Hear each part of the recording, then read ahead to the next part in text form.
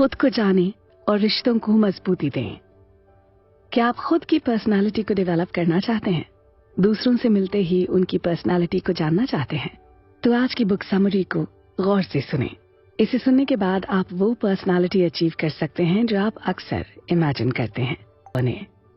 इस बुक में बताया गया है कि दुनिया में 4 बेसिक नेचर के लोग पाए जाते हैं: सैंग्विन, मेलैंकोली, कॉलरिक और फ्लेगमैटिक, यानी आशावादी, निराशावादी, चिड़चिड़ा और सुस्त।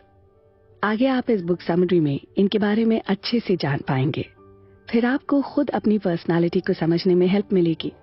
फिर आप उसमें कुछ इजीली प्लस कर सकते हैं और खुद को अपनी मनचाही पर्सनालिटी में ढाल सकते हैं। दूसरी पर्सनालिटी के साथ की तालमेल बना सकते हैं। इस बुक में ऑथर आपको personality profile system personality plus से इंट्रोड्यूस करवाती हैं। ये एक इफेक्टिव सेल्फ हेल्प बुक है जो आपको खुद को और दूसरों को बेटर तरीके से समझने में हेल्प करती है। साथ ही प्रैक्टिकल एडवाइस प्रोवाइड करती है। फ्लोरेंस लिटावर एक क्रिश्चियन सेल्फ हेल्प ऑथर और एक मोटिवेशनल स्पीकर हैं। वो पर्सनालिटी प्लस पर्सनालिटी सिस्टम पर बेस्ड अपनी बुक्स के लिए जानी जाती हैं। वो विमेन इवेंट्स और कॉर्पोरेट सेमिनार्स में बोलती हैं। वो 30 से ज्यादा बुक्स लिख चुकी हैं। हर पर्सनालिटी टाइप अपनी स्ट्रेंथ्स और वीकनेसेस के सेट के साथ आती हैं। इस बुक में आपको पर्सनालिटी टेस्ट भी बताया गया है, यानी आपको अपनी खुद की पर्सनालिटी की जांच कैसे करनी चाहिए, जिससे आप खुद को बेटर तरीके से समझ सकें और दूसरों के साथ बातचीत करते समय अपनी स्ट्रेंथ्स को बिल्ड कर सकें। जब आप अपनी पर्सनालिटी टाइप को समझ लेते हैं ना, तो दुनिया के सभी तरह के लोगों के साथ मिलना आसान हो जाता है। फिर आप खुद को और अपने आसपास के लोगों को बेटर तरीके से समझने लगते हैं। दुनिया का हर इंसान एक शानदार पर्सनालिटी चाहता है ना। हम सभी फैंटेसी आइलैंड पर अपनी पिक्चर देखते हैं, जहां रिंग बजते ही हम वंडरफुल पर्सनालिटी, अडोरेबल ड्रेस्ड वाले एलीट पर्सन में चेंज हो जाते हैं। हमारे दिमाग में एक फिल्म चल रही होती है जिसमें हम हीरो होते हैं। जब फिल्म खत्म हो जाती है तो हम अपने दिमाग की स्क्रीन को टर्न ऑफ कर देते हैं। फिर अपने ओल्ड स्टाइल में हम जीने लगते हैं। फिर ऐसे ही करते करते जब हम अपनी इस लाइफ का कुछ वक्त बिता देते हैं तो हम खुद की पर्सनालिटी को डेवलप करने की कोशिश करते हैं। ज्यादातर केसेस में हम किसी कोर्स को ज्वाइन कर लेते हैं, क्योंकि ज्यादातर इंसानों को अपनी खुद की पर्सनालिटी को डेवलप करने के लिए ये सबसे सिंपल और इजी तरीका लगता है। हम सब उनकी तरफ भागने लगते हैं जो हमें ज्यादा पावरफुल बनाकर साधारण से महान बनाने का दावा करते हैं। हम ऐसे ही बहुत से मिरेकल्स की तरफ भागते हैं, लेकिन बाद में हम डिसअपॉइंट होकर वापस आ जाते हैं। हम एक्साइटिंग पर्सन के सांचे में फिट नहीं बैठते। हमें पॉसिबिलिटीज नजर नहीं आती। हम बेंचमार्क के क्राइटेरिया को नहीं मानते। हम सब डिफरेंट मोटिवेशनल एबिलिटीज के साथ पैदा होते हैं। आप इस बात को दिमाग में रख लें कि हर इंसान यूनिक होता है। उसके जैसा कोई दूसरा हो ही नहीं सकता। अगर हम सब बॉक्स में रखे एग्स की तरह होते ना, तो कोई भी बड़ी मुर्गी हमें ओवरनाइट मुर्गे में तब्दील कर सकती है। लेकिन हम सभी डिफरेंट हैं। हम सभी अपनी स्पेशल स्ट्रेंथ्स और वीकनेसेस के साथ पैदा हुए हैं। कोई मैजिक फॉर्मूला हम सभी के लिए मिरेकल नहीं कर सकता जब तक हम खुद के लिए मिरेकल नहीं करेंगे। उसके लिए हमें अपनी यूनिकनेस को पहचानना होगा। जब तक हम ये नहीं समझ लेते कि लोग एक ही सेमिनार में एक ही स्पीकर की बात सुनकर डिफरेंट सक्सेस कैसे अचीव कर लेते हैं, तब तक हमें उन चीजों की तलाश करनी चाहिए जो हमें मोटिवेट करती हैं। हमें चीजों को बदलने की कोशिश करने से पहले अपने ट्रू नेचर को आइडेंटिफाई करना होगा। यानी अगर हम कुछ करना चाहते हैं तो हमें खुद को पहले अच्छे से जानना होगा। राइटर का इस बुक को लिखने का पर्पस भी यही है कि जब तक आप खुद को नहीं पहचानेंगे, तब तक आप दूसरों को भी नहीं पहचान पाएंगे। माइकल एंजेलो डेविड किसी स्टैच्यू को बनाने से पहले मार्बल चुनने में बहुत वक्त लगाते थे, क्योंकि वो जानते थे कि रॉ मटेरियल की क्वालिटी से ही स्टैच्यू में ब्यूटी आती है। उन्हें ये बात मालूम थी कि वो मार्बल का शेप तो चेंज कर सकते हैं, लेकिन फंडामेंटल थिंग्स कभी भी चेंज नहीं कर सकते। इसलिए आज उनका बनाया हर आर्टवर्क यूनिक है। इसलिए आपको खुद के अंदर के रॉ मटेरियल को आइडेंटिफाई करना होगा, तभी आप खुद को अच्छे से तराश सकते हैं। इस दुनिया में जितने भी इंसान हैं, सब यूनिक हैं। हमें ऐसी क्वालिटीज हैं जो हमें अपने ब्रदर्स और सिस्टर्स से अलग करती हैं। हालांकि आपको शुरू से ही तराशने की कोशिश की जाती है, लेकिन सब अपने अपने तरीके से आपको तराशते हैं, फिर चाहे वो आपके पेरेंट्स हों या आपके टीचर्स हों। यही कारण है कि आप सही ढंग की पर्सनालिटी को बिल्ड करने से चूक जाते हैं। हम सभी अपने कैरेक्टरिस्टिक नेचर के साथ पैदा हुए हैं, वही हमारा रॉ मटेरियल है। आप उसे यूनिक रॉक, ग्रेनाइट, मार्बल कुछ भी नाम दे सकते हैं। हम उन्हीं का यूज करके खुद की पर्सनालिटी को सही शेप दे सकते हैं। हमारी सर्कमस्टांसेस, आईक्यू, नेशनैलिटी, एनवायरनमेंट और पेरेंट्स का इफेक्ट हमारी पर्सनालिटी को ढाल सकता है, लेकिन हमारी इनर रॉक वही रहती है जिसे हमें खुद से तराशना होता है। ये बुक आपको इजी लैंग्वेज में साइकोलॉजी के लेसन्स को सिखाती है, जिससे आप अपनी स्ट्रेंथ्स और अपनी वीकनेसेस को चेक कर सकें और ये सीख सकें कि किस तरह अपनी पॉजिटिव क्वालिटीज को बढ़ाया जाए। तो आइए इसी के साथ अपने अगले चैप्टर की ओर चलते हैं और खुद को जानने का सिलसिला शुरू करते हैं, क्योंकि जब तक हम खुद को नहीं जानेंगे तो हम दूसरों को भी नहीं जान पाएंगे ना, और इस दुनिया में एक कॉमन जिंदगी जीते हुए रह जाएंगे। साथ ही हम ये भी जानेंगे कि हम किस चीज के बने हैं, हम हकीकत में कौन हैं, हम जिस तरह से रिएक्ट करते हैं वैसा क्यों करते हैं, हमारी स्ट्रेंथ्स क्या हैं, उन स्ट्रेंथ्स को हम कैसे इंक्रीज कर सकते हैं, हमारी वीकनेसेस क्या हैं और हम उन्हें कैसे दूर कर सकते हैं। अपनी रियलिटी के साथ जिएं। लिटावा आगे लिखती हैं कि हमें अपनी रियलिटी के साथ जीना चाहिए, उसी को तराशना चाहिए, क्योंकि ज्यादातर लोग शाइनी क्लोथ्स, ज्वेलरी और मेकअप में अपनी ओरिजिनल पर्सनालिटी को दबाने की कोशिश करते हैं, दूसरों को कॉपी करने की कोशिश करते हैं। जब तक आप दूसरे को कॉपी करते रहेंगे तब तक आप अपनी पर्सनालिटी को कभी नहीं निखार पाएंगे, आप खुद को नहीं जान पाएंगे। हमें अपने पैदा होने के साथ ही जो रॉ मटेरियल मिलता है उसके साथ जितना अच्छा हम बन सकते हैं ना, उतना अच्छा किसी दूसरे आर्टिफिशियल मटेरियल के साथ नहीं बन सकते। जब आप खुद की पर्सनालिटी को निखारने के बारे में सोचते हैं तो सबसे पहला सवाल आपके दिमाग में यही आता है कि शुरू कहाँ से किया जाए। इस बुक की राइटर को भी लाइफ के शुरुआती दिनों में यही लगता था कि उनकी पर्सनालिटी परफेक्ट है, वो जैसी हैं वैसी सही हैं। मैरिज के बाद जब उनके हस्बैंड से उनकी पटती नहीं थी तो भी वो अपने को सही ठहराने में जुटी रहती थी। उन्हीं के ठीक ऑपोजिट उनके हस्बैंड को भी अपनी पर्सनालिटी अच्छी लगती थी। यही कारण था कि दोनों शादी के शुरुआती दिनों में एक दूसरे को अपने हिसाब से ढालना चाहते थे, लेकिन प्रॉब्लम ये थी कि दोनों एक दूसरे के हिसाब से ढलना नहीं चाहते थे। तब वो बताती हैं कि जब उन्होंने टिम लहाई की बुक स्पिरिट कंट्रोल्ड टेम्परामेंट पढ़ी तब जाकर उनको कुछ समझ में आया। उनकी समझ में आया कि उनकी मैरिज लाइफ में गड़बड़ी कहाँ है। वो दोनों ही एक दूसरे को अपने अपने सांचे में ढालने की कोशिश कर रहे हैं। दोनों लोगों को रियलाइज ही नहीं हुआ था कि कोई उनसे अलग होकर भी सही हो सकता है। उन्होंने पाया कि वो पॉपुलर ऑप्टिमिस्टिक नेचर की हैं, यानी उनकी पर्सनालिटी टाइप 1 की है, यानी सैंग्विन नेचर की है। उन्हें एंजॉय करना और एडवेंचर पसंद है। उनके हस्बैंड उनसे पूरी तरह से अलग हैं, पेसिमिस्टिक नेचर के हैं, यानी मेलैंकली नेचर के हैं, जो जिंदगी को सीरियस ऑर्डर में रखना चाहते हैं। जब उन दोनों ने एक दूसरे के नेचर को जानना शुरू किया तो उन लोगों ने पाया कि वो दोनों ही कुछ हद तक स्ट्रॉन्ग एंग्री नेचर थे।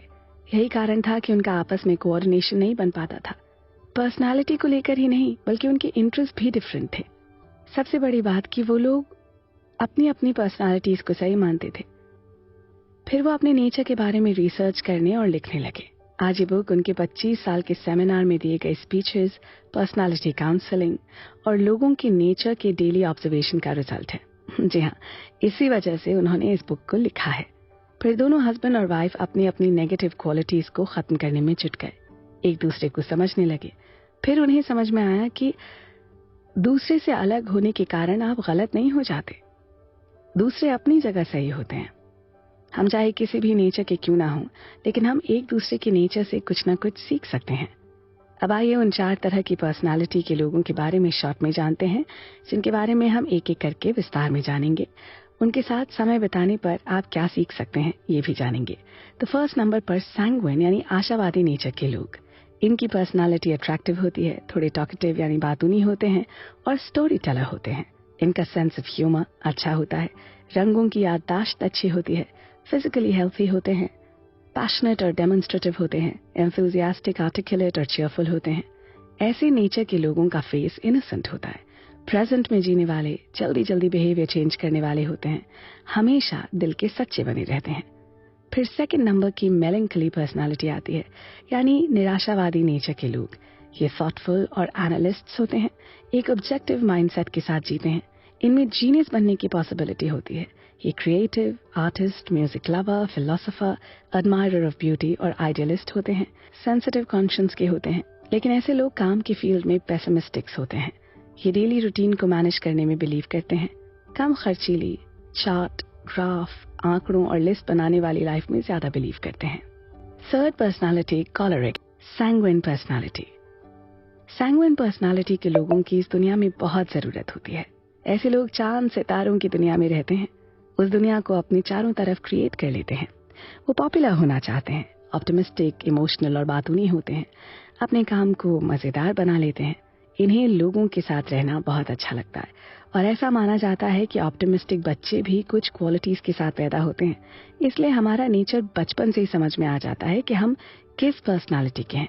सैंग्विन बच्चे एंजॉयमेंट और खेल की तलाश में रहते हैं। वो कहीं भी खेलने लगते हैं। वो बचपन से ही क्यूरियस और चेयरफुल होते हैं। ऐसे बच्चों के हाथ जो भी चीज लगती है ना, उससे वो खेलने लगते हैं और हंसते खिलखिलाते रहते हैं। उन्हें लोगों के बीच बहुत अच्छा लगता है। बड़े होने पर सैंग्विन बच्चे क्राउड को अट्रैक्ट करने लगते हैं। वो अपने गैंग के लीडर बन जाते हैं। स्कूल के स्टेज शोज या प्लेज में लीड रोल्स प्ले करते हैं। उनके बारे में अक्सर कहा जाता है कि लाइफ में उनके सक्सेसफुल होने के चांसेस सबसे ज्यादा होते हैं। सैंग्विन मदर घर को प्लेजेंट बना देती हैं। वो बच्चों को मैग्नेट की तरह अट्रैक्ट करती हैं। कई बार सैंग्विन लोगों की एक्साइटिंग एक्टिविटीज लिमिट को पार कर जाती हैं। एक बार राइटर एक क्रिएटिव मदर से मिलती हैं। उन्होंने बताया कि वो पड़ोस के बच्चों में काफी पॉपुलर हैं क्योंकि वो अपने घर में हमेशा कुछ न कुछ स्पेशल करती रहती हैं। एक दिन उसने अपने यहाँ आने वाले बच्चों को बताया कि घर के बैकयार्ड में बहुत सारे एलिफेंट्स आ गए हैं, इसलिए सबको झुक जाना चाहिए जिससे एलिफेंट्स उन्हें देख ना सकें। तभी उसकी डोरबेल बजी। जब उसने डोर ओपन किया तो एक छोटी सी बच्ची को खड़ा पाया। उस छोटी सी बच्ची ने जब उनसे पूछा कि वो ऐसे झुककर क्यों चल रही हैं, तब उन्होंने जवाब दिया कि घर के बैकयार्ड में एलिफेंट्स भरे हुए हैं और वो नहीं चाहती कि वो उन्हें देख लें। अच्छा रहेगा कि तुम भी नीचे झुक जाओ। उस बच्ची को उनकी बात सच लगी और वो उस बात को मानकर झुक गई। सभी बच्चे उसके घर में शाम के 5 बजे तक ऐसे ही झुके बैठे रहे। उसके बाद वो लेडी झुकते झुकते ही अपनी विंडो के पास गई और फिर उसने अनाउंस किया कि सारे एलिफेंट्स चले गए हैं, इसलिए अब तुम सेफली अपने अपने घर जा सकते हो। इस बात को एक लड़की ने सीरियसली ले लिया। वो घर जाकर अपने लेट होने का रीजन बताने लगी तो उसकी मदर को लगा कि उसकी बेटी झूठ बोल रही है, इसलिए उसकी मदर ने उसको सजा दी। सैंग्विन पर्सनालिटी इस बारे में सावधान रहे कि कभी कभी आपका जॉय और फन किसी को हार्म न पहुंचा दे। हालांकि ऐसे लोगों के साथ एक एडवांटेज होता है कि ये किसी भी मोनोटोनस पार्टी को भी जानदार बना देते हैं। उनकी इंटरेस्टिंग बातों के साथ लोग इजीली कनेक्ट हो जाते हैं। एक बार लॉस एंजलिस टाइम्स में एक आर्टिकल पब्लिश हुआ, पार्टी के लिए गेस्ट्स हायर करें, जिसमें यह बताया गया था कि लोग अपनी पार्टियों को सफल बनाने के लिए आकर्षक और बातूनी नेचर के लोगों को हायर कर सकते हैं, जिससे उनकी पार्टी में रंगत बनी रहे। सैंग्विन पर्सनालिटी के लिए ये कितनी ही बड़ी बिजनेस अपॉर्चुनिटी है, हर रात को पार्टी में जाना और बदले में पैसे पाना। अगर आपको सैंग्विन पर्सनालिटी के लोगों को किराए पर बुलाने के लिए पैसे नहीं खर्च करने हैं तो आप ऐसे लोगों से अपनी जान पहचान बढ़ा लें। ऐसे लोग स्टेज पर एक्सीलेंट होते हैं। सैंग्विन पर्सनालिटी के लोगों में इनर फीलिंग होती है। उन्हें स्टेज और कैमरे के लेंस के बीच रहने का मैग्नेटिक अट्रैक्शन होता है। वो थ्रिल्स की तरफ खींचे चले जाते हैं। अगर थ्रिल कम होने लगता है तो वो इसे जनरेट भी कर सकते हैं। सैंग्विन पर्सनालिटी की पहचान होती है कि वो बड़ी बड़ी आंखों वाले इनोसेंट दिखते हैं। ऐसे लोग सिंसियर होते हैं और बुढ़ापे में भी उनमें बच्चों जैसी एनर्जी होती है। हालांकि हकीकत तो यह है कि वो बाकी नेचर वाले लोगों से ज्यादा इमोशनल नहीं होते, वो तो सिर्फ इमोशनल दिखते हैं। साथ ही ऐसे लोग फिजिकल पोस्चर्स के यूज में एक्सपर्ट होते हैं। वो करीब करीब हर चीज के बारे में ऑप्टिमिस्टिक और एंथुसियास्टिक होते हैं। आप जिस भी काम के बारे में सोचें वो उसे करना चाहते हैं। आप जिस भी जगह का जिक्र करेंगे वो वहां जाने के लिए तैयार हो जाएंगे। वो स्टेबल नहीं रहते, वो हमेशा कुछ न कुछ करते रहते हैं। सैंग्विन पर्सनालिटी के लोग हमेशा हर बात को जानना चाहते हैं। वो अपनी चाइल्डहुड हैबिट्स को कभी नहीं छोड़ते क्योंकि वो हैबिट्स उन्हें बचपन में बहुत अच्छी लगती थी। ऐसे लोग हेल्पफुल और पॉपुलर बनना चाहते हैं, इसलिए बिना कुछ सोचे ही हेल्प करने के लिए रेडी रहते हैं। क्योंकि सैंग्विन पर्सनालिटी के लोगों में बहुत ज्यादा एनर्जी और एंथुसियाज्म होता है, इसलिए दूसरों को वो इजीली अट्रैक्ट और इंस्पायर कर लेते हैं। हैरी ट्रूमन ने एक बार कहा था कि लीडरशिप का मतलब दूसरों को काम करने के लिए इस तरह इंस्पायर करने की एबिलिटी है कि वो उस काम को खुशी खुशी कर सकें। और ये सेंटेंस सैंग्विन पर्सनालिटी की खासियत और उनकी लीडरशिप स्टाइल होती है।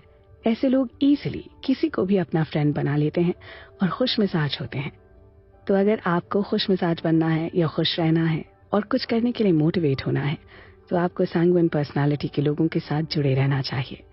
इसी के साथ बढ़ते हैं अपने अगले चैप्टर की ओर, जिसमें हम जानेंगे कि मेलैंकोली पर्सनालिटी के साथ रहकर ऑर्गेनाइज्ड कैसे बने। मेलैंकोली पर्सनालिटी के बारे में जान लें। अरस्तु ने कहा था, सभी जीनियस पेसिमिस्टिक नेचर के होते हैं।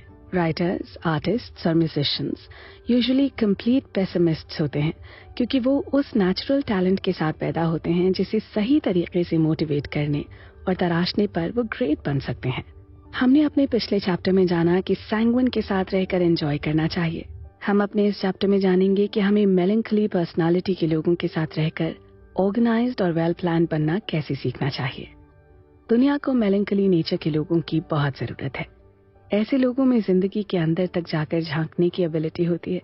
इनमें मास्टरपीस बनने का यूनिक टैलेंट होता है। एनालाइज करने और राइट सोल्यूशन तक पहुंचने की एबिलिटी होती है।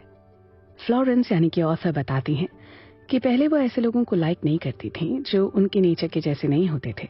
वो हमेशा जिंदगी को एंजॉय करना चाहती थी और उनका नेचर मौज मस्ती करने वाला था। वो खुद को अच्छा समझती थी और उन्हें अपनी वीकनेसेस का एहसास नहीं होता था। लेकिन जब वो अपने हस्बैंड फ्रेड की डेप्थ, सेंसिटिविटी, सिस्टमैटिक इंस्टिंक्ट्स और लिस्ट्स को इम्पोर्टेंस देने लगी, तब जाकर उन्हें ये समझ में आया कि उन्हें फ्रेड जैसे ट्रू हेल्पर और मेलैंकोली नेचर के फ्रेंड की बहुत जरूरत है, जो जिंदगी को गहराई तक जाकर देखने की काबिलियत रखता हो। एक्चुअली मेलैंकोली लोग बचपन से ही डीप थिंकिंग में डूबे दिखाई देते हैं। वो शांत रहते हैं, कोई डिमांड नहीं करते और अकेला रहना लाइक करते हैं। वो शुरू से ही समय के पंक्चुअल और वेल प्लान्ड होते हैं। पेरेंट्स से उनकी अच्छी पटरी खाती है। उन्हें शोर शराबे की दुनिया में प्रॉब्लम होती है। अगर आपका कोई फ्रेंड मेलैंकोली है तो आप उससे बहुत कुछ सीख सकते हैं। ये लोग किसी भी काम को करने से पहले कैलकुलेट करके हिसाब लगा लेते हैं। सैंग्विन लोग बात करते हैं, कॉलरिक लोग काम करते हैं, फ्लेगमैटिक लोग इंतजार करते रहते हैं, जबकि मेलैंकोली लोग सोचते हैं, प्लान बनाते हैं, क्रिएट और इन्वेंट करते हैं। मेलैंकोली इंसान मोनोटोनस काम को भी शौक से करने को तैयार रहते हैं, बस सिर्फ उन्हें फ्यूचर में अच्छे रिजल्ट्स की झलक दिख रही हो। मेलैंकोली इंसान के लिए ब्रेन की इंटरनल फंक्शनिंग इंपॉर्टेंट होती है। ये लोग पैदा होते ही अपने आसपास की लाइफ को ऑब्जर्व करना स्टार्ट कर देते हैं। स्कूल में मेलैंकोली स्टूडेंट्स टर्म पेपर और रिसर्च प्रोजेक्ट से खुश होते हैं। वो अकेले रहकर काम करना पसंद करते हैं, क्योंकि उनका मानना है कि बातचीत करने से प्रोग्रेस स्लो पड़ जाती है। वो अपनी स्टूडेंट लाइफ में ऐसे सब्जेक्ट्स को लाइक करते हैं जो नए हों, जिन्हें सही तरह से एक्सप्लोर ना किया गया हो। उन्हें सिस्टमैटिक और लॉजिकल तरीके से पढ़ाने वाले टीचर्स बहुत पसंद होते हैं। यूजुअली मेलैंकोली लोग ऐसा प्रोफेशन और करियर ढूंढते हैं जहां उनकी एबिलिटीज की वैल्यू होती है। ये जिंदगी की प्रॉब्लम्स को एनालाइज करते हैं और इनका थिंक टैंक आइडियाज से भरा होता है। ये एनालिटिकल नेचर के होते हैं और इनमें पॉजिटिव क्वालिटीज होती हैं। लेकिन किसी काम के ज्यादा होने पर मेलैंकोली लोग उसकी प्रॉब्लम्स के बारे में लगातार टेंशन में रहते हैं। ये लोग सीरियस होते हैं, लॉन्ग टर्म गोल्स सेट करते हैं और सिर्फ वही काम करते हैं जो उन्हें उनके टारगेट तक ले जाते हैं। अनफॉर्चुनेटली उनकी शादी ऐसे लोगों से होती है जो कि फन लाइफ को ज्यादा लाइक करते हैं, इसलिए ये उन हल्की फुल्की बातों से अपसेट हो सकते हैं, जिससे उनका लाइफ पार्टनर रोमांचित रहता है। माइकल एंजेलो अनडाउटेडली मेलैंकोली थे। हालांकि वो इस बात को क्लियर करने के लिए इस दुनिया में है नहीं, लेकिन उनके नेचर पर जिस तरह से स्टडी की गई है उससे साफ पता चलता है कि वो मेलैंकोली पर्सनालिटी के थे। मोसेस डेविड की वर्ल्ड रेनाउंड स्टैच्यू बनाने से पहले वो काफी स्टडी करते थे। किसी भी स्टैच्यू को बनाने से पहले उन्होंने ह्यूमन बॉडी की अच्छे से स्टडी की। वो मॉर्ग हाउसेस में गए और डेड बॉडीज को चीर कर अच्छे से समझा। यही कारण है कि वो अपने टाइम के एवरेज स्कल्प्टर से ज्यादा गहराई में गए थे। इसलिए उनकी स्टैच्यूज आज भी प्रिजर्व करके रखे गए हैं। आज भी उनकी रिस्पेक्ट की जाती है। फ्लोरेंस आगे लिखती हैं कि अगर उनसे स्टैच्यूज को तराशने को कहा जाता तो वो मार्बल या स्टोन पर पूरे जोश से हिट करती और जल्दी जल्दी स्टैच्यू को बना देती। हालांकि उनकी स्टैच्यू इस तरह से नहीं दिखती जैसे माइकल एंजेलो की दिखती है। अगर वो लकी होती तो उनका आर्टवर्क पोस्ट ऑफिस के सामने वाली खाली जगह पर शायद रख दिया जाता, लेकिन आज सेंट पीटर्स के बसिलिका में नहीं रखा होता। सबसे बड़ी बात कि माइकल एंजेलो एक आर्किटेक्ट भी थे। उन्होंने पोम्स भी लिखी हैं। बहरहाल सिस्टीन चैपल के रूम की सीलिंग पर बने आर्ट के लिए उन्हें सबसे ज्यादा याद किया जाता है। वो सीन्स बुक ऑफ जेनेसिस से लिए गए हैं, जिन्हें उन्होंने जमीन से 70 फुट ऊपर बने मचान पर पीठ के बल लेटकर बनाया था। उसे बनाने में उन्हें 4 साल लग गए थे। अब आप इमेजिन करें, अगर माइकल एंजेलो सैंग्विन होते तो क्या होता। उनके पास कोई प्लानिंग नहीं होती। वो किसी भी एक कॉर्नर में बैठकर पेंटिंग करने लगते। उस टाइम उनके दिमाग में जो भी चीज आती उसकी पेंटिंग करने लगते। मेलैंकोली लोग सबसे ज्यादा क्रिएटिव होते हैं। उनका interest art, music, philosophy, poetry और लिटरेचर में होता है। वो काबिल लोगों की वैल्यू करते हैं, कभी कभार इमोशनल होकर रो भी देते हैं। वो हर फील्ड के ग्रेट लोगों से ओवरवेल्म्ड होते हैं और नेचर की मिस्ट्रीज पर सरप्राइज्ड होते हैं। वो सिम्फनी में डूब जाते हैं। इस तरह से आप कह सकते हैं कि मेलंकली लोग आइडियलिस्टिक, सिस्टमैटिक और पर्पसफुल होते हैं। तो आइए इसी के साथ बढ़ते हैं अपने अगले चैप्टर की ओर, जिसमें हम इमोशंस के बारे में समझेंगे। सैंग्विन और मेलंकली के इमोशंस। एक कहावत है, वाइजमैन आगे आने वाली प्रॉब्लम्स का अंदाजा लगाकर उनको फेस करने की तैयारी करता है। फूल कभी आगे देखता नहीं और वो सफर करता है। होपफुली आप अभी तक खुश मिजाज सैंग्विन और मेलंकली लोगों के बारे में अच्छे से समझ गए होंगे। हालांकि इन दोनों नेचर के लोग पर्पस और रिएक्शंस में एक दूसरे के ऑपोजिट होते हैं, लेकिन इनमें कई क्वालिटीज कॉमन होती हैं। ये दोनों ही इमोशनल होते हैं। सैंग्विन लोग इमोशंस के अकॉर्डिंग जीते हैं और उनकी जिंदगी में अप्स एंड डाउन्स जल्दी जल्दी आते हैं। हो सकता है कि सैंग्विन सुबह अच्छा हो और दोपहर में बुरा फील करने लगे और फिर शाम में मस्त मौला हो जाए। इसके लिए हर चीज या तो बहुत बढ़िया होती है या तो बहुत बुरी। बीच का कोई भी रास्ता होता नहीं है। फॉर एग्जाम्पल, एक सैंग्विन मदर किसी से खुशी खुशी फोन पर बात कर रही होती है और सडनली उसका बच्चा चेयर से गिर पड़ता है। वो तुरंत फोन पटक कर चीख पड़ती है, हाय मेरा बेटा मर गया रे। वो बच्चे को उठाकर पूरे घर में भागती है और उसी के साथ साथ चीखते हुए बैंडेड खोजती है। तभी डोरबेल बजती है और वो जब डोर ओपन करती है तो प्रीस्ट को सामने खड़ा पाती है। उन्हें अंदर बुलाती है। बच्चे को पालने में लेटाकर कमरे के अंदर भागती है। बच्चे की तरफ हाथ में ली टॉवल उछालते हुए कहती है, स्टॉप क्राइंग, फादर आए हुए हैं। फिर वो लिविंग रूम में स्माइल करते हुए एंटर करती है और खुश होकर कहती है कि व्हाट अ वंडरफुल डे। इस शॉर्ट स्टोरी को सुनकर आप ये समझ गए होंगे कि सैंग्विन इंसानों के इमोशंस कितनी तेजी से भागते हैं। अगर आप सैंग्विन के इमोशंस ग्राफ पर नजर डालेंगे तो उनके ग्राफ ऊपर नीचे होते रहते हैं। सुबह का होपलेस पर्सन इवनिंग में हंस रहा होता है। कभी कभी अपनी उथल पुथल भरी जिंदगी को देखकर क्रिटिकल जजमेंट देता है। वहीं मेलंकली इंसान भी इमोशनल होते हैं, लेकिन उनको ये एहसास ही नहीं होता कि वो इमोशनल हैं। फर्क सिर्फ इतना ही है कि उनके हाई पॉइंट्स ज्यादा ऊंचे होते हैं और लोअर पॉइंट ज्यादा नीचे होते हैं। सपोज इस समय मेलंकली नॉर्मल मोड में है। अब तक उसे किसी बात से कोई प्रॉब्लम नहीं है। जब तक वो अपना लंच बैग उठाता है तब उसे रियलाइज होता है कि उसकी सैंग्विन वाइफ उसके लिए सैंडविच बनाना भूल गई। जब वो अपनी वाइफ को ये बात बताता है तो उसे घूरता है। उसकी वाइफ फौरन भागकर सैंडविच बनाने लगती है। सैलेड कट करते वक्त वो बीच बीच में अपनी उंगलियां चाट लेती है। वो उसकी इस एक्टिविटी को देखकर सोचता है कि ये कितनी बुरी हरकत है। ऑब्वियसली वो अपनी वाइफ की तरह सेंटिमेंटल नहीं है, इसलिए चुप रहता है। वाइफ सैंडविच उठाती है और ड्रॉर खोलती है जिसमें बैग्स रखे हैं। वो बैग खींचते वक्त पीछे की तरफ गिर जाती है। सैंडविच भी गिर जाते हैं। उसकी वाइफ फटाक से सैंडविच उठाकर बैग में रखते हुए सोचती है कि खराब नहीं हुए। वो फिर से लंच बैग में सैंडविच रख देती है। उसका हस्बैंड सिर्फ देखता है, कुछ बोलता नहीं। बस वो मन ही मन सोचता है कि शायद आज उसे मैकडॉनल्ड से खाना पड़ेगा। उस टाइम उसे ज्यादा बात करना अच्छा नहीं लगता। घर से निकलते वक्त ऊपर से तो वो काम दिखता है, लेकिन अंदर ही अंदर जल रहा होता है। फिर अगले दिन वाइफ सैंडविच बनाना फिर भूल जाती है। उसका हस्बैंड उसे गुस्से से बताता है, लेकिन फिर खुद ही सैंडविच बनाने लगता है। जब वो फ्रिज खोलता है तो उसे बासी सैलेड और ड्राई ब्रेड मिलती है। उसकी वाइफ ने उसे ठीक से लपेट कर नहीं रखा था। वो इस बात को अपनी वाइफ को क्लियरली एक्सप्लेन करता है। इसे सुनने के बाद उसकी वाइफ रोने लगती है, क्योंकि ऐसे लोग इमोशनल और अनस्टेबल होते हैं। फिर वो तीसरे दिन खुद ही सैंडविच बनाता है, इसीलिए लास्ट नाइट सारा सामान घर लेकर आया था। उसकी वाइफ सारे गिले शिकवे भुलाकर मस्त फोन पर बात कर रही होती है। वो सैंडविच तो बना रहा होता है, लेकिन वो अंदर ही अंदर गुस्सा भी कर रहा होता है, क्योंकि उस समय उसका काम उसकी वाइफ को करना चाहिए था। इसी कारण वो बिना गुड बाय के ऑफिस के लिए निकल जाता है। ऊपर से निकलते समय धड़ाम से दरवाजा बंद करता है। वाइफ उसकी इस हरकत पर थोड़ी सी डिस्ट्रैक्ट होती है, लेकिन थोड़ी देर बाद फिर से फोन पर बिजी हो जाती है। जब वो शाम को घर लौटता है तो शांत रहता है। उसकी वाइफ उससे पूछती है कि कुछ प्रॉब्लम है, लेकिन वो कुछ नहीं बोलता। ऐसे ही पूरा वीक निकल जाता है। जब एक दिन उसकी वाइफ उससे पूछती है कि उसने एक हफ्ते उससे ठीक से बात क्यों नहीं की, तब वो बताता है कि उसने उसके लिए सैंडविच नहीं बनाया, इसलिए। इतना सुनते ही उसकी वाइफ इमोशनल हो जाती है और कहती है कि सैंडविच जैसी छोटी चीज के लिए तुमने मुझसे एक हफ्ते तक ठीक से बात नहीं की। हस्बैंड की फ्रस्ट्रेशन इंक्रीज हो जाती है। वो सोचने लगता है कि उसकी वाइफ इतनी इमोशनल क्यों हो गई है। कई हफ्ते तक उसकी वाइफ उसके लिए सैंडविच बनाती है, तब जाकर वो दोबारा नॉर्मल हो पाता है। अब तक आपको पैटर्न समझ में आ गया होगा।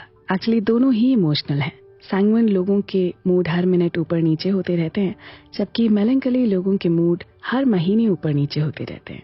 फ्लोरेंस आपको सैंग्विन और मेलैंकोली दोनों की ही सेंटिमेंटैलिटीज को क्लियरली समझाती हैं।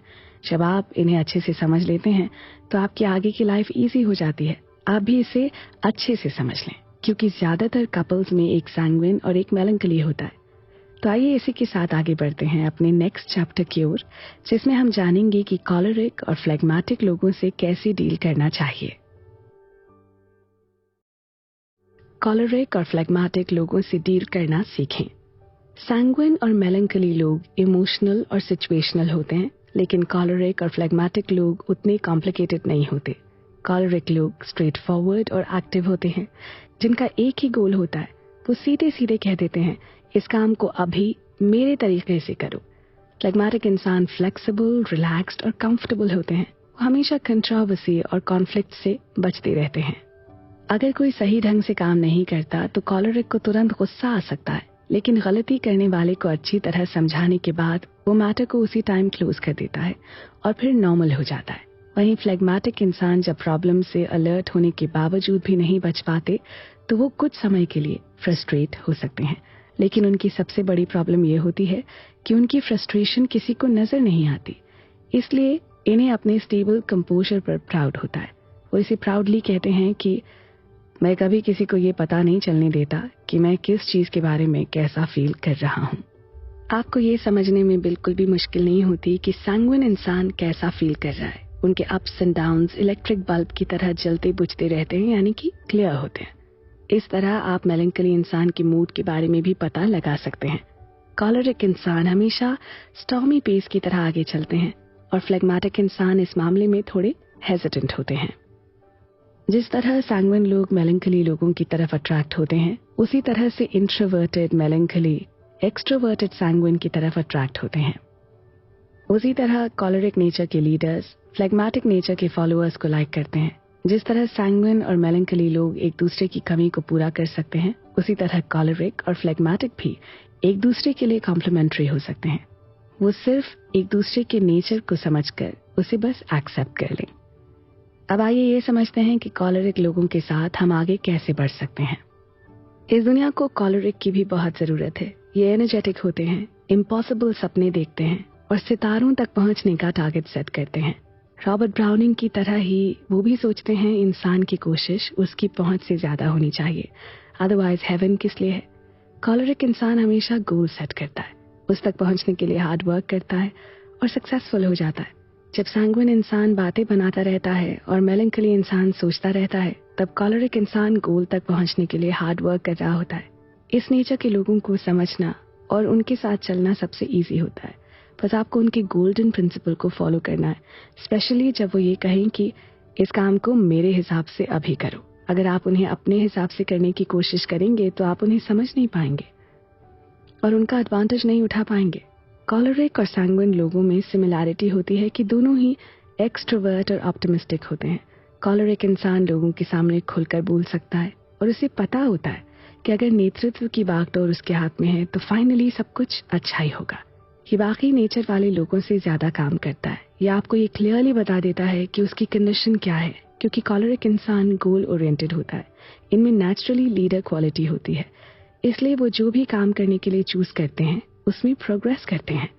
दुनिया के ज्यादातर नेता फंडामेंटली कॉलरिक नेचर के होते हैं। अर्ली 80s में हमें इसके दो क्लासिक एग्जाम्पल्स देखने को मिलते हैं। एक था आदमी secretary of state Alexander Hague और दूसरी एक औरत British prime minister Margaret Thatcher. जितनी तेजी से 56 वर्षीय अलेक्जेंडर हेग ने नए सेक्रेटरी ऑफ स्टेट बनने के बाद फॉरेन पॉलिसी का कंट्रोल अपने हाथ में ले लिया था, उतनी तेजी से बहुत कम लोग कर पाते हैं। मार्गरेट थैचर के बारे में एक आर्टिकल पब्लिश हुआ था जिसमें कॉलरिक नेचर को डिस्क्राइब करने वाले कई वर्ड्स यूज किए गए थे। Excellent, possessive, virtuous, capable, eminent, judgmental, intensely competitive, harsh, furious etcetera. इन वर्ड्स को अलग करके देखने में समझ आ जाता है कि वो कॉलरिक नेचर की लीडर थी। उस आर्टिकल में थैचर के बारे में कहा गया था कि वो प्लेन डार्क कलर के कपड़े पहनती हैं और इफेक्टिवली बोलती हैं। इस तरह से एक एम्पावर्ड वुमन के कॉन्फिडेंस को डिस्क्राइब किया गया था। कॉलरिक लोगों की लाइफ बहुत टफ होती है। उनके पास जवाब होते हैं, वो जानते हैं कि उन्हें क्या करना है, वो क्विक डिसीजंस ले सकते हैं, वो दूसरों को मुश्किल से निकालने में हेल्प तो करते हैं, लेकिन वो बहुत कम पॉपुलर होते हैं क्योंकि उनके बिलीव्स तथा स्टेरियोटाइप से दूसरे लोग इनसिक्योर फील करने लगते हैं। इसलिए अगर आपका नेचर कॉलरिक जैसा है तो आपको दूसरे नेचर के बारे में समझकर अपने कामों को मॉडरेट करने की कोशिश करनी चाहिए, जिससे बाकी लोग आपकी एबिलिटी से खुश रहें। तो आइए इसी के साथ बढ़ते हैं अपने अगले चैप्टर की ओर, जिसमें हम जानेंगे कि फ्लेगमेटिक लोगों के साथ पीसफुली कैसे रहें। फ्लेगमेटिक लोगों के साथ पीसफुली रहना सीखें। अब आइए जानते हैं कि इस वर्ल्ड को फ्लेगमेटिक लोगों की कितनी जरूरत है। लोगों को समझने का फर्स्ट स्टेप होता है उनकी पर्सनालिटी को या फिर नेचर को समझना। अगर हम दूसरों के इनर डिफरेंसेस नहीं देख पाएं और उनके प्रेजेंट फॉर्म को एक्सेप्ट नहीं कर पाएं, तो हम ये सोचने लगेंगे कि जो भी हमारी तरह नहीं है वो मेंटली थोड़ा अनबैलेंस्ड है। लेकिन फ्लेगमेटिक इंसान में एक ही डायरेक्शन में चलने की स्टेबिलिटी होती है। चाहे आप इन्हें जितना भी प्रोवोक क्यों ना कर दें, ये पेशेंट होते हैं। जब बाकी लोग बोलने में जुटे होते हैं तब ये उनकी सुनते हैं। इनका मेन ऑब्जेक्टिव किसी भी कीमत पर पीस को मेंटेन करके रखना होता है। ये हर्ट हुए लोगों को रिलीफ प्रोवाइड करते हैं। जब इनके आसपास के सभी लोग अपना मेंटल बैलेंस खो रहे हों तो ये अपना मेंटल बैलेंस मेंटेन रखते हैं। ये इस तरह से जीने की कोशिश करते हैं जिससे दुश्मन भी कहने के लिए कोई बुरी बात न सोच सके। कहते हैं कि गॉड ने फ्लेगमेटिक इंसान को इसलिए बनाया जिससे वो बाकी तीनों नेचर के लोगों की फीलिंग्स के प्रतिरोधक यानी बफर का काम कर सके। इसके साथ ही स्टेबिलिटी और बैलेंस प्रोवाइड करे, क्योंकि गॉड ये नहीं चाहता कि सभी लोग मेलैंकोली बने और कंडीशन गड़बड़ होने पर सभी फ्रस्ट्रेटेड हो जाएं। सभी नेचर के लोगों में फ्लेगमेटिक इंसान के साथ तालमेल बैठाना सबसे इजी होता है। ये बचपन से ही अपने पेरेंट्स के लिए वरदान होते हैं। इनके आसपास रहना अच्छा लगता है। इन्हें कहीं भी ले जाया जाए ये खुश रहते हैं और ये खराब रूटीन को भी फेस कर लेते हैं। ऐसे लोग फ्रेंड्स को लाइक करते हैं लेकिन अकेले में रहना चाहते हैं। इन्हें कोई भी चीज परेशान नहीं करती और पास से गुजरने वाले लोगों को देखना इन्हें बहुत अच्छा लगता है। फ्लेगमेटिक इंसान एक्सीलेंट पेरेंट्स होते हैं, हालांकि ये बच्चों को डिसिप्लिन रखने के मामले में वीक होते हैं। इनके रिलैक्स्ड एटीट्यूड की वजह से इनके बच्चे भी रिलैक्स्ड होते हैं। फ्लोरेंस बताती हैं कि उनके जान पहचान का एक इंसान फ्लेगमेटिक है। उनका 10 साल का बेटा बेसबॉल का दीवाना है और लिटिल लीग में खेलता है। चाहे उसकी टीम जीते या हारे, उसके फादर को कोई फर्क नहीं पड़ता। वो तो बस उसके लिए क्लैपिंग और चीयर करते हैं। ऐसे लोग बहुत अच्छे साबित होते हैं। दूसरे लोग इनके लिए काम करना पसंद करते हैं क्योंकि वो प्रेशर डालने या क्रिटिसाइज करने जैसे काम नहीं करते। इसलिए इनकी सेक्रेटरी को थोड़ा ज्यादा काम करना पड़ता है। जब एनवायरनमेंट और प्रोडक्टिविटी में इम्प्रूवमेंट होता है तो इनका सेल्फ एस्टीम बढ़ता है। एक लेडी बताती हैं कि उनका हस्बैंड फ्लेगमेटिक नेचर का है। उनका सेंस ऑफ ह्यूमर थोड़ा कम है, इसलिए उन्हें जिंदगी को ज्यादा सीरियसली न लेने का परिणाम मिलता है। लेकिन फ्लेगमेटिक इंसानों में कई गुड क्वालिटीज भी होती हैं, इसलिए ऐसे लोगों के आसपास रहना चाहिए। फ्लेगमेटिक इंसान अपने हैप्पी रहने और बुरा न मानने वाले नेचर के लिए जाने जाते हैं। अगर घर में फ्लेगमेटिक बच्चे न हों तो हर फैमिली को ऐसे बच्चे बाहर से लेकर आने चाहिए। फ्लेगमेटिक इंसान जिंदगी को बहुत आराम से लेता है। वो ज्यादा आगे तक नहीं सोचना चाहता। फ्लोरेंस बताती हैं कि जब उनके हस्बैंड यंग थे तो उनका एक फ्रेंड घर आया करता था। उन्होंने उससे पूछा कि क्या वो हमारे घर डिनर के लिए रुकेगा। उन्होंने जवाब दिया, मुझे सोचना पड़ेगा, जब समय आएगा तब देखूंगा। फिर उन्होंने उसके बैठने के लिए एक चेयर लगा दी और वो रुक गया। डिनर करने के बाद उसके लिए टीवी चला दिया गया। फिर उससे पूछा कि क्या कोई तुम स्पेशल प्रोग्राम देखना चाहोगे, तो उसने कहा जो भी आ रहा है वो देख लूंगा। लेकिन बाद में एक एड के दौरान वो बुदबुदाया कि वो डोजर वाला मैच देखना चाहता था। फिर वो उससे पूछते हैं कि जब तुम्हें डोजर वाला मैच देखना था तो तुमने बताया क्यों नहीं। तब उसने जवाब दिया कि मुझे इस बात का डर था कि शायद वो आपको पसंद ना आए। फ्लेगमेटिक इंसान कभी प्रॉब्लम क्रिएट नहीं करना चाहता। वो किसी चीज में चेंज लाने के बजाय सिचुएशन को पीसफुली एक्सेप्ट कर लेता है। उनके हस्बैंड का एक और फ्रेंड था जो इतना रिलैक्स था कि उसे हिलने में भी प्रॉब्लम होती थी। एक दिन वो सोफे पर लेटा हुआ था तो फ्लोरेंस उसकी टोन जीन्स, टी शर्ट और बिखरे लंबे बालों को देखकर कमेंट करती हैं कि माइक, ऐसा नहीं लगता कि तुमने आज खुद को अच्छा दिखाने में ज्यादा टाइम नहीं दिया। दूसरे सोफे पर बैठे उनके बेटे ने कहा कि माइक अच्छा दिखने में ज्यादा बिलीव नहीं करता। माइक को ज्यादा फर्क नहीं पड़ा। फ्लेगमेटिक इंसान के लिए ये कितनी एक्यूरेट बात है। कॉलरिक इंसान को यूजुअली बिजनेस एग्जीक्यूटिव माना जाता है, लेकिन कई बार हम फ्लेगमेटिक इंसान को क्वालिफाइड परमानेंट एम्प्लॉय मानकर इग्नोर कर देते हैं, जो हर एक को साथ लेकर चलता है और जिसके पास एडमिनिस्ट्रेटिव एबिलिटी होती है। अमेरिका के former president Gerald Ford phlegmatic nature के थे। राइटर डोरिस गुडविन ने pleasant, humble, comfort, well balanced, modest, honest, truthful और अमेरिका के मिस्टर क्लीन जैसे वर्ड्स के साथ उनको डिस्क्राइब किया था। फ्लेगमेटिक इंसान सबसे अच्छा फ्रेंड होता है क्योंकि उसका टैलेंट पॉजिटिव ह्यूमन रिलेशन के लिए होता है। इसलिए आपको फ्लेगमेटिक लोगों को अपने आसपास रखना चाहिए। इनसे आप बहुत कुछ सीख सकते हैं। कहा जाता है कि सैंग्विन लोगों को अच्छे फ्लेगमेटिक फ्रेंड्स की जरूरत होती है। पीस वर्ड लाइफ और हेल्थ के लिए बेनिफिशियल होते हैं। कंप्लेन से फ्रस्ट्रेशन होती है। तो आइए इसी के साथ बढ़ते हैं अपने अगले चैप्टर पर, जिसमें हम बात करेंगे पर्सनालिटी प्लानिंग पर। साथ ही हम ये भी जानेंगे कि पर्सनल वीकनेसेस को दूर करने के कौन कौन से तरीके हैं। खुद की एक्टिविटी पर गौर करें। कभी कभी too much positive things negative बन जाती हैं। हम सभी गुड और बैड थिंग्स दोनों से कंप्लीट होते हैं। हमें कुछ ऐसी क्वालिटीज भी होती हैं जो दूसरों में नेगेटिव रिएक्शन जनरेट करती हैं। आपकी क्वालिटी पॉजिटिव और नेगेटिव दोनों बन सकती हैं, बस इसकी क्वालिटी पर डिपेंड करता है। कई बार पॉजिटिव थिंग्स के ज्यादा होने पर वो नेगेटिविटी में चेंज हो सकती हैं। सैंग्विन इंसान में इंटरेस्टिंग बातें करने का बहुत अच्छा टैलेंट होता है। चाहे वो कैलिफोर्निया में रहता हो या कांगो में, दूसरे लोग उनकी इस क्वालिटी से ईर्ष्या करते हैं। लेकिन उनके इस टैलेंट के टू मच हो जाने पर सैंग्विन लगातार बातें करता रहता है। वो डिस्कशन पर मोनोपोली चाहता है, दूसरों की बातें काटता है और हकीकत से भटक जाता है। वहीं मेलंकली इंसान में डीप एनालिटिकल थिंकर होता है। ये टैलेंटेड इंसान की एक ऐसी क्वालिटी है जिसका बाकी लोग बहुत रिस्पेक्ट करते हैं, लेकिन ये भी एक्सेस हो जाने पर वो एंजाइटी और डिप्रेशन से घिर जाता है। कॉलरिक इंसान में लीडरशिप की क्वालिटी होती है, जो लाइफ के हर एस्पेक्ट में बहुत जरूरी है। लेकिन इस क्वालिटी के ज्यादा हो जाने पर ऐसे लोग ऑटोक्रेटिक और ट्रिगर हो जाते हैं। फ्लेगमेटिक इंसान बहुत कंफर्ट लविंग होता है। उसका नेचर इतना एडमिरेबल होता है कि वो किसी भी ग्रुप का फेवरेट बन जाता है। लेकिन ये भी एक्सेस हो जाने पर ऐसा इंसान कुछ करने के बारे में केयर नहीं करता और इनडिसाइसिव व इनडिफरेंट बन जाता है। अब आइए इन सभी नेचर की क्वालिटीज की तरफ देखते हैं और फिर उससे खुद को मैच करते हैं। जब आप ऐसा करें तो आपको उन क्वालिटीज को देखना चाहिए जो दूसरों में पॉजिटिव फीडबैक जनरेट करते हैं और आपकी सेल्फ इमेज को इम्प्रूव करते हैं। हम में से हर एक की वेन्स में हीरोज का ब्लड होता है। अपनी पावर्स को डिस्कवर करना और उनका वाइजली इस्तेमाल करना कितना एक्साइटिंग होता है। लेकिन शेक्सपियर के सुपर हीरोज की तरह ही हर किसी में कोई ना कोई ट्रैजिक फ्लॉ होता है। जैसे अगर आप शेक्सपियर के सुपर हीरोज के बारे में जानते होंगे, चाहे वो हैमलेट हो, मैकबेथ हो, किंग लियर, हेनरी, सभी ग्रेट थे।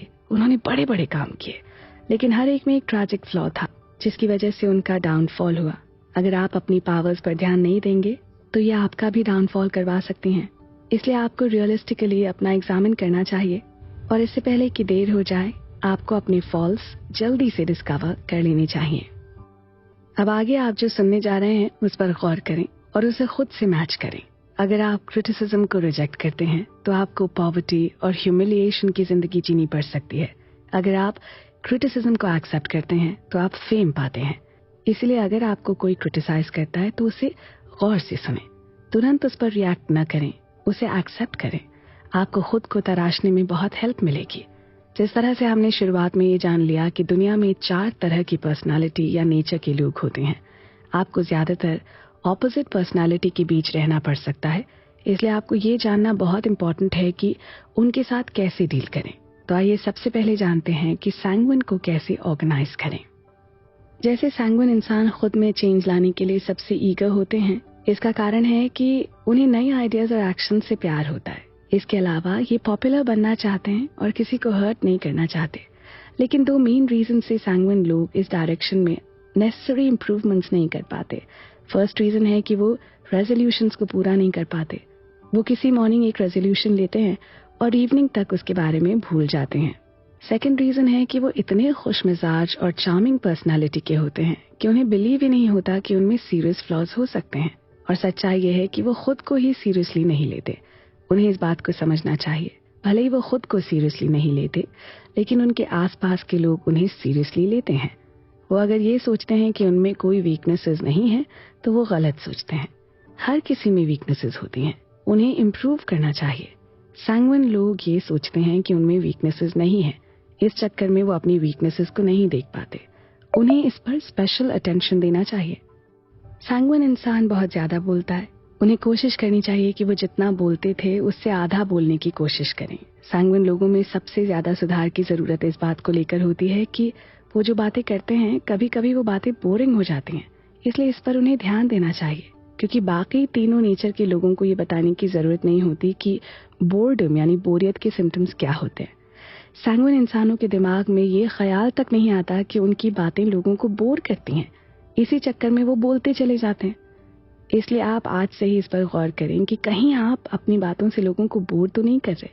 अगर वो बोर हो रहे हैं और आप उसके बाद भी उन्हें बोर करते चले जाते हैं, बोलते चले जाते हैं, तो वो आपसे धीरे धीरे कटना शुरू हो जाएंगे। सैंग्विन लोगों को बड़े बड़े कमेंट्स करने की हैबिट होती है, इसलिए ध्यान दें कि जब भी आप किसी चीज पर कमेंट करें तो उसे शॉर्ट रखें। किसी चीज को बढ़ा चढ़ा कर बोलना छोड़ दें। अगर आप सैंग्विन नेचर के हैं तो आप इस पर ध्यान दें। अगर इन चीजों पर ध्यान देते हैं तो आप खुद को ऑर्गेनाइज कर सकते हैं। तो आइए इसी के साथ बढ़ते हैं अपने नेक्स्ट चैप्टर की ओर, जिसमें ये जानेंगे कि हम मेलैंकोली लोगों को खुश रहना कैसे सिखा सकते हैं। आपके लिए ये सीखना बहुत जरूरी है, क्योंकि अगर आपके आसपास मेलैंकोली लोग हैं या आपको अपनी जिंदगी किसी ऐसे इंसान के साथ काटनी है तो ये आपके लिए बहुत बेनिफिशियल है। मेलैंकोली लोगों को खुश होना सिखाएं। मेलैंकोली इंसान के बारे में एक अमेजिंग ट्रूथ ये है कि उसे ये बिलीव होता है कि वो दुनिया में यूनिक है, यानी उसके जैसा कोई और है ही नहीं। वो खुद के सामने हमेशा ये प्रूव करता है वो सही है और पूरी दुनिया को गलत मानता है। अगर दूसरे लोग उसके जैसे बन जाएं तो वो खुश रह सकता है, और यही रीजन है कि वो सामने वाले को चेंज करने में लगा रहता है। फ्लोरेंस बताती हैं कि उनके सेमिनार में मेलैंकोली लोगों को ये एडवांटेज होता है कि वो ये समझ जाते हैं कि वो अनकॉमन नहीं है। दूसरे लोग भी उनकी तरह सोचते हैं, देखते हैं और काम करते हैं। एक इंसान ने उन्हें बताया कि उनके सेमिनार में आने से उसकी लाइफ चेंज हो गई। इसी तरह के ट्रू एक्सपीरियंस ने उसकी मैरिड लाइफ को चेंज कर दिया। वो अपनी सैंग्विन वाइफ के जोर देने पर उनके सेमिनार में आया था। हालांकि उसकी वाइफ उसे 2 बार और लाई थी, लेकिन वो सेमिनार छोड़कर चला गया था। लेकिन इस सेमिनार में उसे बहुत फायदा हुआ। उनका सेमिनार ज्वाइन करने के पहले उसे लगता था कि सारी प्रॉब्लम्स की जड़ उसकी वाइफ है। उसे हमेशा यही लगता था कि वो बिल्कुल सही है, लेकिन सेमिनार में आने के बाद उसे पता चला कि प्रॉब्लम तो उसमें है। फिर जब वो उन प्रॉब्लम्स पर ध्यान देने लगा तब उसे समझ में आया कि जिंदगी जीना बहुत इजी है। तीसरे सेमिनार की रात जब वो अपने घर पहुंचता है तो वो अपनी वाइफ से माफी मांगता है, क्योंकि तब तक उसे अपनी मिस्टेक्स रियलाइज हो चुकी थी। उसे ये समझ में आ गया था कि उसने कई बार अपनी गलती को सही साबित करने की कोशिश की थी। ठीक इसी तरह जब आप सामने वाले पर्सन का नेचर समझ जाते हैं तो आपकी लाइफ इजी हो जाती है। मेलैंकोली इंसान की एक और सबसे बड़ी प्रॉब्लम है, वो इजीली डिप्रेस्ड हो जाता है। बस आपको इस बात को दिमाग में रख लेना है कि डिप्रेस्ड लोगों को कोई लाइक नहीं करता। कभी कभी मेलैंकोली लोगों के बारे में ये ही नहीं पता चल पाता कि वो हैप्पी है या अनहैप्पी, क्योंकि वो बहुत कम एक्साइटेड होना चाहते हैं। वो ये मानते हैं कि लाइफ सीरियस है, मे बी सैड भी। मेलैंकोली लोगों को अगर ये एहसास हो जाए कि उनके फेशियल एक्सप्रेशंस क्या कह रहे हैं तो वो खुद को सुधार सकते हैं। सैंग्विन लोगों को ऑर्गेनाइज्ड होने के लिए हार्ड वर्क करना पड़ता है, लेकिन आपको हैप्पी रहने के लिए हार्ड वर्क करना पड़ता है। मेलैंकोली इंसान में एक प्रॉब्लम और होती है कि वो प्रॉब्लम को डिस्कवर करने में लगा रहता है। इसका बेस्ट सोल्यूशन ये है कि वो प्रॉब्लम को डिस्कवर ही ना करें। मेलैंकोली हर सेंटेंस को बोलने से पहले उस पर अच्छी तरह सोचते हैं और पहले से ही प्लान कर लेते हैं, इसलिए उन्हें लगता है कि दूसरे भी ऐसा ही करते हैं। यही रीजन है कि वो हर बात का डीपली एनालिसिस करते हैं और हिडन मीनिंग की तलाश करते हैं। वो सबसे ज्यादा इसी में परेशान रहते हैं। जब आप दूसरे लोगों के नेचर के डिफरेंस के बारे में समझने लगेंगे तो आपके दिमाग से एक हैवी बर्डन हट जाएगा। तब आपको शायद पहली बार ये रियलाइज होगा कि सैंग्विन कॉलरिक इंसान आपके पीछे नहीं पड़े हैं। वो आपको परेशान नहीं करना चाहते।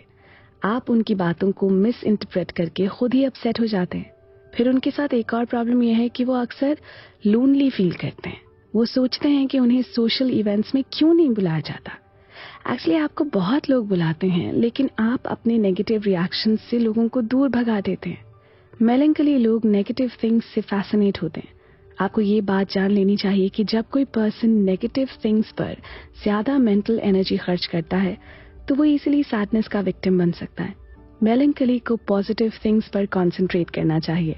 जब उसे लगे कि वो किसी भी चीज के नेगेटिव एस्पेक्ट पर कंसंट्रेट कर रहा है तो उसे उन थॉट्स को अपने दिमाग से बाहर निकाल देना चाहिए। ऐसे लोग किसी भी बात से जल्दी ही हर्ट हो जाते हैं, इसलिए नेगेटिव लोगों को ये ध्यान देना चाहिए कि वो इजीली हर्ट ना हो। मेलैंकोली इंसानों को ज्यादातर पॉजिटिव थिंग्स की खोज करनी चाहिए। हर चीज में उन्हें पॉजिटिव साइड पर ध्यान देना चाहिए। मेलैंकोली लोग उस क्रिटिसिज्म को भी संभाल कर रखते हैं जो किसी ने उन्हें नहीं दी होती। अगर उन्हें रूम में कहीं अपने नाम का जिक्र सुनाई देता है तो उन्हें बिलीव हो जाता है कि लोग उनकी ही बुराई कर रहे हैं। इसके ऑपोजिट सैंग्विन पर्सन फील करते हैं कि अगर उनके बारे में कोई बात हो रही है तो वो अच्छी होगी। वो एक पुरानी कहावत में बिलीव करते हैं, पब्लिसिटी कभी बुरी नहीं होती। मेलैंकोली रेडियो की डायल की तरह होता है जिस पर नेगेटिव स्टेशन अटैच्ड होता है। इसलिए मेलैंकोली लोगों को हमेशा पॉजिटिव थिंग्स पर ध्यान देना चाहिए। फ्लोरेंस सजेस्ट करती हैं कि ऐसे लोगों को उनकी लिखी book blow away the black clouds पढ़नी चाहिए। ये एक सेल्फ हेल्प, एक्सटर्नल हेल्प और स्पिरिचुअल हेल्प के एरियाज की एक डेप्थ स्टडी है। इसे पढ़ने के बाद सभी नेचर के लोग डिप्रेशन के बारे में समझ जाएंगे। ये बुक स्पेशली मेलैंकोली लोगों की हेल्प करेगी। तो आइए अपने अगले चैप्टर की ओर बढ़ते हैं, जिसमें डिस्कस करेंगे कि हम कॉलरिक लोगों को कैसे थोड़ा शांत कर सकते हैं। कॉलरिक पर्सनालिटी को सही करने का तरीका।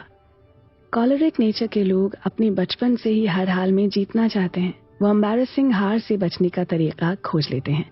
सैंग्विन इंसान अपनी वीकनेसेस को कुछ नहीं समझते। मेलैंकोली खुद को अच्छा मानकर चलते हैं। उन्हें ये नहीं लगता कि लोग उनकी बात का बुरा मान सकते हैं, क्योंकि उनका बेसिक ओपिनियन ये होता है कि वो हमेशा राइट होते हैं। मेलैंकोली लोगों की सबसे बड़ी प्रॉब्लम ये होती है कि वो किसी कमी को सुधारने की कोशिश नहीं करते। वो हमेशा रीजन देकर ये प्रूव कर देते हैं कि उनमें कमी है ही नहीं। वो दूसरों को गलत साबित कर देते हैं। अगर मेलैंकोली अपने हार्शनेस को एक्सेप्ट कर लें तो वो सबसे जल्दी प्रॉब्लम्स को सुधार सकते हैं, क्योंकि वो गोल ओरिएंटेड होते हैं और उन्हें खुद को प्रूव करना होता है कि अगर वो डिटर्मिन हो जाएं तो वो कुछ भी कर सकते हैं। कॉलरिक काम को लेकर क्रेजी होते हैं। यही रीजन है कि वो काम को लेकर हमेशा परेशान रहते हैं। इसलिए उन्हें रिलैक्स करना भी सीखना चाहिए। कॉलरिक लोगों को ये रियलाइज होना चाहिए कि वो हार्ट अटैक के कैंडिडेट होते हैं, इसलिए उन्हें आराम से रहना सीखना चाहिए। फ्लोरेंस आगे लिखती हैं कि उन्होंने खुद को अपनी बिजी लाइफ से रेस्ट करने के लिए फोर्स किया और आज वो डिसिप्लिन्ड हो चुकी हैं। अगर वो घर से बाहर भी हैं तब भी वो 10 बजे से पहले सोने चली जाती हैं। अगर वो किसी पार्टी में भी हैं तो भी गुड नाइट बोलकर सोने निकल जाती हैं।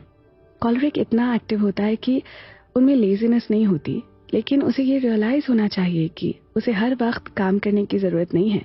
प्रोफेशनली अचीवमेंट की इच्छा रखने के कारण कॉलरिक इंसान सबसे ऊपर रहता है, चाहे वो आदमी हो या औरत। ऐसे लोग अपने गोल्स को अचीव करने के पीछे भागते रहते हैं।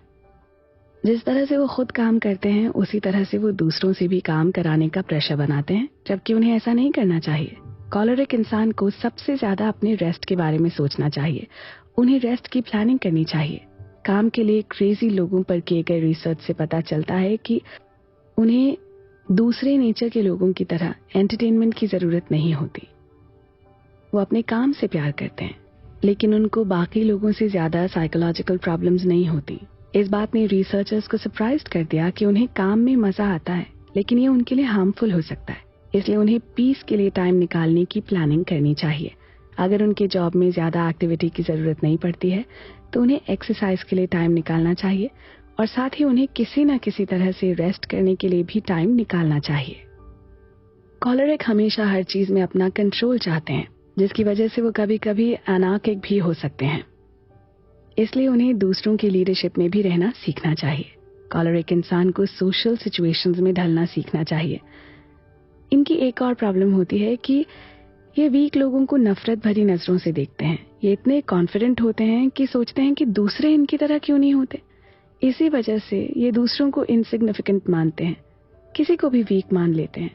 उनकी सुपीरियरिटी का ये एटीट्यूड उनके सबऑर्डिनेट्स को साइकोलॉजिकली हार्म पहुंचा सकता है। जब कॉलरिक इंसान बाकी नेचर के बारे में समझ लेता है तो वो अपने लीडरशिप को डिफरेंट नेचर्स के लोगों के हिसाब से ढाल सकता है। अगर वो दूसरे नेचर्स के बारे में इग्नोरेंट रहेगा तो वो अपने आसपास कॉलरिक लोगों को ही रखेगा और कमजोर लोगों को पीछे कर देगा। कॉलरिक इंसान दूसरे से काम करवाने में मास्टर होते हैं और उन लोगों को ये रियलाइज भी नहीं होता कि उनके साथ होशियारी की गई है। सैंग्विन इंसान लोगों से काम करवाने के लिए अट्रैक्शन का सहारा लेता है, जबकि कॉलरिक इंसान होशियारी या ट्रिक का इस्तेमाल करता है। ऑब्वियसली सैंग्विन इंसान भी अपने अट्रैक्शन का यूज करके चालबाजी करता है, लेकिन वो लोगों को नीचा नहीं दिखाता। कॉलरिक इंसान लोगों से बिहेव करना नहीं जानते। उन्हें इसके बारे में पेशेंटली प्रैक्टिस करनी चाहिए। ये लोग बाय नेचर इम्पेशेंट होते हैं, लेकिन अगर उन्हें ये एहसास हो जाए कि ये एक प्रॉब्लम है तो वो इस वीकनेस को दूर कर सकते हैं। वो लोग बिना मांगे एडवाइस भी देते हैं, इसलिए उन लोगों को ध्यान रखना चाहिए कि जब तक न मांगी जाए तब तक एडवाइस न दें। कॉलरिक अपनी पॉलिसीज को फोर्सफुली मनवाना चाहते हैं, क्योंकि कॉलरिक इंसान क्विकली सोच लेता है कि वो राइट है और वो जो कर रहा है वो भी राइट है, इसलिए वो अपनी बात को मनवाने के लिए लोगों पर प्रेशर बनाता है। वो लोग आर्ग्यू बहुत करते हैं। उन्हें ये समझ लेना चाहिए कि आर्ग्यूमेंट से प्रॉब्लम्स खड़ी होती हैं। कॉलरिक खुद को इतना सही मानते हैं कि वो कभी भी अपनी गलती की माफी नहीं मांगते, लेकिन उन्हें ये सीखना चाहिए कि जब भी गलती हो उसे एक्सेप्ट करें, उसकी माफी मांगें और एक्सेप्ट करें कि उनमें भी फ्लॉज हैं। इससे उनकी पर्सनालिटी एनहांस होगी। राइटर फ्लोरेंस का कहना है कि अगर कॉलरिक इंसान अपना दिमाग खुला रखकर अपनी वीकनेसेस की तलाश करे और ये स्वीकार करे कि उसमें कुछ फ्लॉज हैं, तो वो वैसा ही आइडियल पर्सन बन सकता है जैसा वो खुद को मानता है। इसी के साथ बढ़ते हैं अपने अगले चैप्टर की ओर, जिसमें हम जानेंगे कि फ्लेगमैटिक इंसानों को कैसे मोटिवेट करें।